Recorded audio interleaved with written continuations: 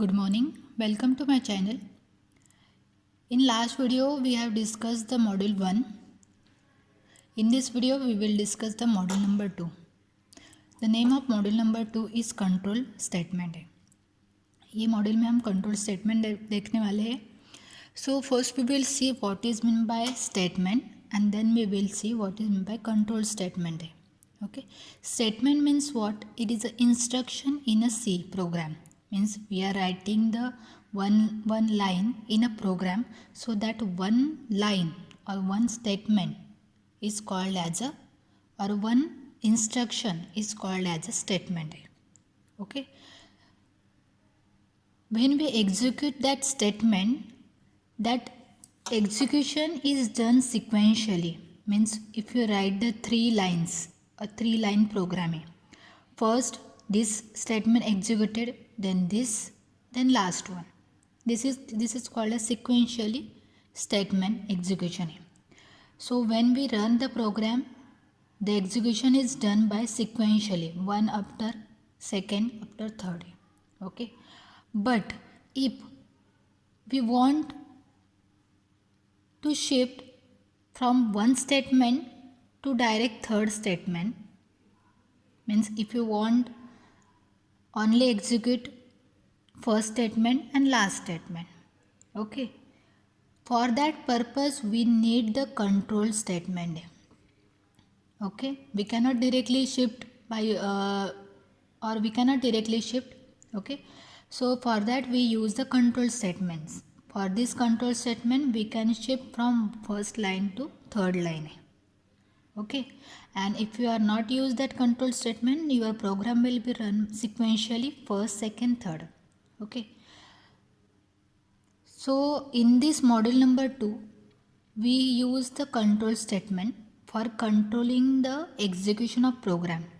मतलब अगर प्रोग्राम में हमें कुछ स्टेटमेंट एग्जीक्यूशन नहीं करने हैं, हमें डायरेक्ट फर्स्ट एग्जीक्यूट किया, फिर सेकंड किया, फिर हमें डायरेक्ट लास्ट का एग्जीक्यूशन करना है, तो इसके लिए हमें कंट्रोल स्टेटमेंट यूज़ करने हैं. Okay. So in this program we will learn the control statement which is use for the execution of control statement. Okay.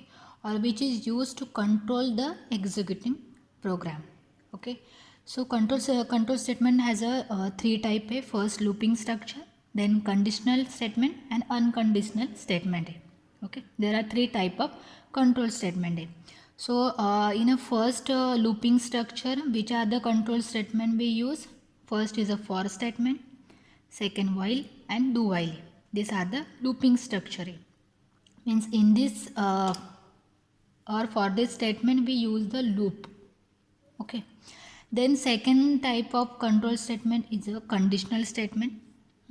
So here the if and switch, these are the 2 conditional statement we can use for the condition. अगर वहाँ पे अगर condition होगी कि number 0 से कम नहीं होना चाहिए, so that condition,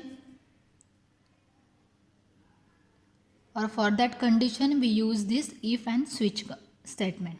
Okay. Then third one is unconditional statement. Unconditional statement में हम direct unconditional statement means jump statement है. If we want to, अगर हमें first step से direct last में jump करना है.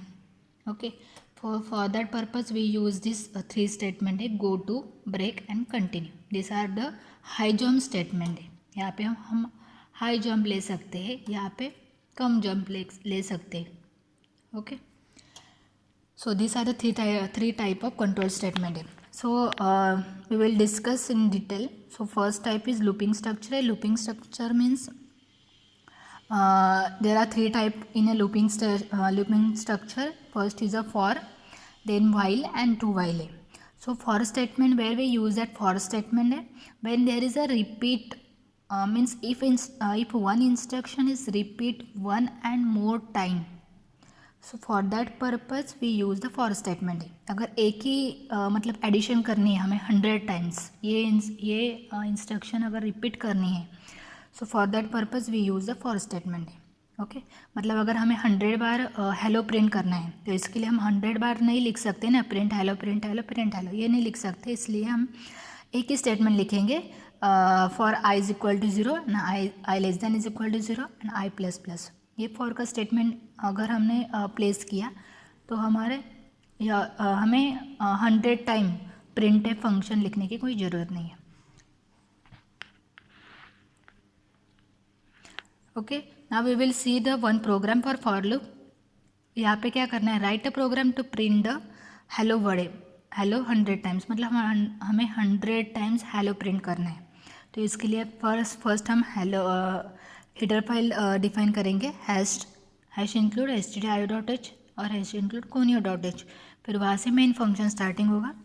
सो मेन फंक्शन के बाद हमें कर्ली ब्रैकेट हमेशा ओपन होता है। फिर इसके बाद वेरिएबल डिक्लेयर करना पड़ता है कि हम प्रोग्राम में क्या क्या वेरिएबल यूज़ करने वाले हैं। तो यहाँ पे हमें यहाँ पे इंट वेरिएबल डिफाइन किया, इंट आई। ओके, क्योंकि हम यहाँ पे एक ही वेरिएबल यूज़ करने वाले हैं। तो यहाँ पे हमने फॉर स्टेटमेंट यूज़ किया है। तो फॉर स्टेटमेंट का सिंटैक्स क्या है, first we write the initialization, then condition and then increment और डिक्रीमेंट है। ये फॉर स्टेटमेंट का सिंटैक्स है। तो ये प्रोग्राम में हमें 100 टाइम्स हेलो प्रिंट करना है, मतलब 100 बार हमें 100 प्रिंट करना है। तो first i is equal to 1 हमें फर्स्ट लाइन से स्टार्ट करना है, मतलब फर्स्ट लाइन पे हमें हेलो चाहिए, सेकेंड लाइन पे हेलो, थर्ड लाइन पे हेलो, फोर्थ लाइन पे हेलो।